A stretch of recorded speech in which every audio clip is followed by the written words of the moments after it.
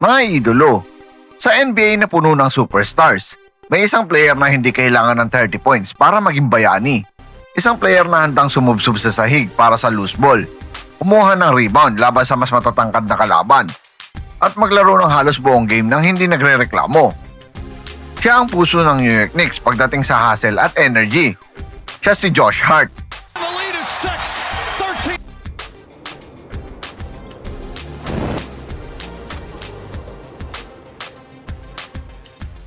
Pero alam niyo ba na muntik na siyang hindi makarating sa NBA? At paano nga ba naging isa sa pinakamahalagang piyesa ng Knicks championship run? Ang pinakakwelang player sa liga ngayon. Alamin natin ang buong kwento. Hello guys, welcome! Yo, what's up mga idolo? Welcome back sa ating channel. Kung pag-uusapan ng mga players na hindi sumusuko, isa agad ang pumapasok sa isip ng maraming NBA fans ngayon, si Josh Hart. Hindi siya katulad ni na LeBron James, Stephen Curry o Jalen Bronson na lagi nasa headline dahil sa scoring explosion. Pero kung tatanungin mo ang kahit sinong coach kung sino ang gusto nilang makasama sa team para manalo, siguradong kasama sa listahan si Josh Hart. Dahil si Josh Hart ang klase ng player na ginagawa ang lahat ng maliliit na bagay na hindi nakikita sa stat sheet. At ngayong champion na ang New York Knicks, mas lalong nakita ng buong mundo kung gaano siya kahalaga. Pero sino nga ba talaga si Josh Hart? Saan siya ipinanganak? Saan siya nag-high school? Paano siya nakapasok sa NBA? At bakit siya tinatawag na isa sa pinakamasipag at pinakakwelang player sa buong liga ngayon? Si Joshua Aaron Hart ay ipinanganak noong March 6, 1995 sa Silver Spring, Maryland, USA. Lumaki siya sa isang simpleng pamilya. Mula pagkabata pa lamang ay mahilig na siya sa sports. Ngunit hindi agad naging madali ang kanyang basketball journey. Hindi siya itinuturing na child prodigy. Hindi rin siya pinag-uusapan tulad ng ibang future NBA stars. Sa katunayan, maraming scouts noon ang hindi naniniwala magiging NBA player siya. Pero may isang bagay na meron si Josh Hart na wala sa karamihan. At iyon ay ang kanyang matinding work ethic.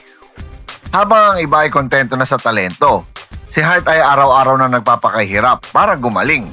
At doon nagsimula ang kanyang kakaibang basketball story. Nag-aral si Josh Hart sa Sidwell Friends School sa Washington, D.C. Dito, unti-unting nakilala ang kanyang pangalan. Hindi siya agad superstar ha, pero taon-taon ay lumalaki at mas gumagaling. Sa kanyang senior year, naging isa siya sa pinakamahusay na player sa kanilang lugar. Naging kilala siya bilang player na kayang gawin ang lahat. Scoring, rebounding, defense, leadership, at higit sa lahat, yung pinaka-trademark niya, yung hustle. Dahil dito, nagsimulang mapansin ng mga college recruit ang kanyang talento. Maraming paaralan ang nagpakita ng interes. Ngunit may isang eskwelahan na babago ng kanyang buhay. At iyon ay ang Villanova University. Noong 2013, pinili ni Josh Hart ang Villanova Wildcats. At dito talaga nagsimulang sumikat ang kanyang pangalan. Sa una, syempre, role player lamang siya. Kailangan niyang paghirapan ng bawat minuto sa court. Hindi siya agad binigyan ng malaking papel. Pero sa halip na magreklamo, lalo siyang nagsikap. Taon-taon ay gumaganda ang kanyang laro. Hanggang sa maging isa siya sa pinakamahalagang player ng Villanova.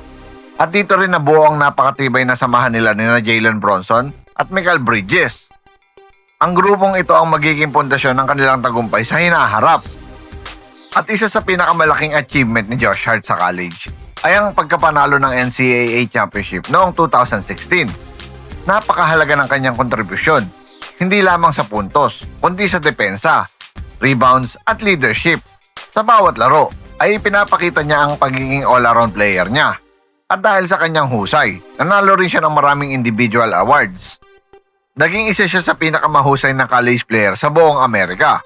At noong 2017, tinanghal pa siyang Big East Player of the Year. Dito nagsimulang seryosohin ng NBA scouts ang kanyang potensyal. At naging malinaw na handa na siyang tumalon sa susunod na antas. At dumating ang NBA Draft 2017. Maraming players ang may mas malaking pangalan kaysa kay Josh Hart. Pero alam ng mga teams ang kanyang halaga.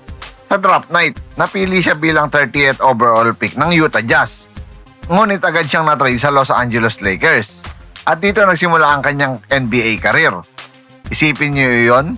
Mula sa pagiging underrated prospect, ngayon ay teammate na niya ang isa sa pinakamalaking pangalan sa basketball. si LeBron James. Pagdating sa Lakers, natutunan ni Josh Hart ang maraming bagay. Hindi siya superstar dito, pero isa siya sa player na laging maaasahan. Pinahanga niya ang coaches sa kanyang hustle, energy at pagiging team first player. Kapag may loose ball, nandun siya. Kapag kailangan ng rebound, nandun siya. Kapag kailangan depensa ng pinakamagaling na scorer ng kalaban, nandun siya. Unti-unti siya nagiging fan favorite sa Los Angeles Lakers. At dumating ang 2019, naging bahagi si Josh Hart ng blockbuster trade para makuha ng Lakers si Anthony Davis. Kasama siya sa package na ipinadala sa New Orleans Pelicans. Para sa ibang players, maaaring masaktan sila sa trade na to. Pero hindi si Hart. Ginamit niya itong motivation. Sa Pelicans ay lalo siya nag-improve. Dito niya ipinakita na kaya niyang maging starter. Mas lumaki ang kanyang role. Mas dumami ang rebounds. Mas gumanda ang kanyang shooting. At mas naging kompleto ang kanyang laro. Pero mga idolo pagkatapos ng Pelican stint niya, napunta naman siya sa Portland Trail Blazers. Bagamat maikli lamang ang kanyang pananatili doon, ipinakita niya pa rin ang kanyang pagiging reliable player. At dito nagsimulang umingay ang posibilidad na muling magsama-sama ang mga dating Villanova teammates. Isang bagay na gustong-gusto ng maraming fans at hindi nagtagal, nangyari nga iyon mga idolo. Noong 2023, na-trade si Josh Hart sa New York Knicks at dito tuluyang nabago ang kanyang karir. Muling nagsama ang Villanova Boys, Josh Hart, Jalen Bronson at kalaunan Mikal Bridges. Parang college reunion pero sa pinakamalaking basketball stage sa mundo. At agad na minahal ng New York fans si Josh Hart. Bakit? Dahil eksaktong-eksakto siya sa kultura ng New York. Matapang, masipag, palaban at hindi sumusuko. At ngayon mga idolo, pag-usapan natin ng pinaka-hustle guy sa NBA. Kung may award para sa Hustle Player of the Decade, malamang si Josh Hart ang mananalo. Napakaraming pagkakataon na siya ang nangunguna sa rebounds kahit mas mali siya kaysa sa mga kalaban. Minsan pa nga ay nakakakuha siya ng double digits sa rebound bilang guard. Isang bagay na napakahirap gawin. Hindi rin siya takot sumubsob sa sahig mabangga o masaktan. Basta makatulong sa team. Ito ang dahilan kung bakit mahal na mahal siya ng Knicks fans. Pero mga idolo bukod sa pagiging hardworking player niya, isa rin si Josh Hart sa pinakamasayang personalidad sa NBA ngayon. Mahilig siyang magbiro, mang-asar, at gumawa ng nakakatawang content, lalo na sa social media at podcast. Madalas siyang biruin na Jalen Bronson at Mikal Bridges, at ganon din siya sa kanila, kaya maraming fans ang natutuwa sa kanilang samahan. Hindi lang sila teammates, para silang magkakapatid. Ngayon championship season ng Knicks, napakahalaga ng papel ni Josh Hart. Maaaring hindi siya laging leading scorer, pero siya ang glue guy. Siya ang player na nagdudugtong sa lahat. Kapag kailangan ng rebound, si Hart. Kapag kailangan ng depensa, si Hart. Kapag kailangan ng energy, si Hart pa rin yan. Kapag kailangan ng momentum play, si Hart pa rin. Maraming pagkakataon sa playoffs na tila pagod na ang Knicks. Pero si Josh Hart ay patuloy pa ring lumalaban. At iyon ang naging malaking dahilan kung bakit naging matagumpay ang kanilang kampanya. Ang mga championship team ay hindi lang binubuo ng superstars. Kailangan din nila ng players tulad ni Josh Hart. Mga players na handang gawin ang maruming trabaho para manalo. Here in this postseason, you gotta have a first line of defense, and right there, they're just able to get an easy layup. At may isang example akong team dyan, ang Chicago Bulls nila Michael Jordan. Noon hirap na hirap sila sa rebounds, hustle.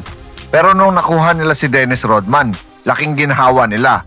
At doon nagsimula ang pagiging dominate ng Chicago Bulls sa late 90s.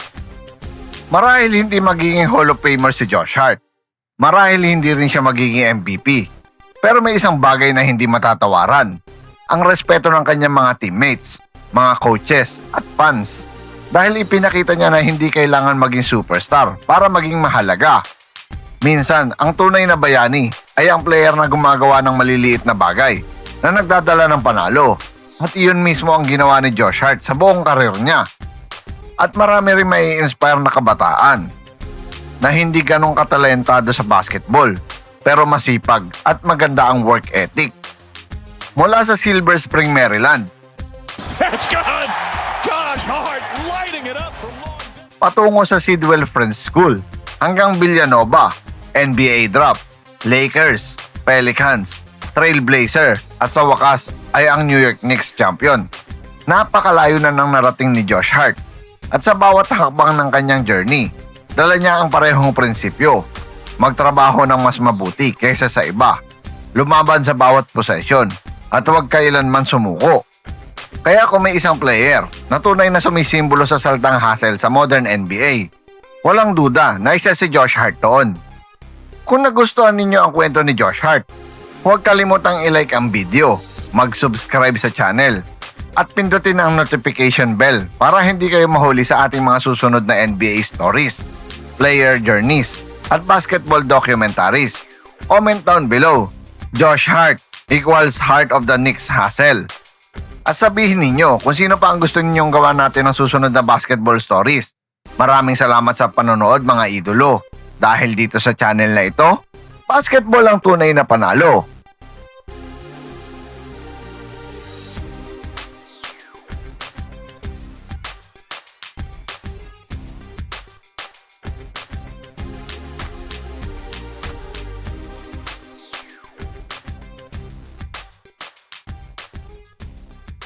Once again, this is your Spotlight and Sports.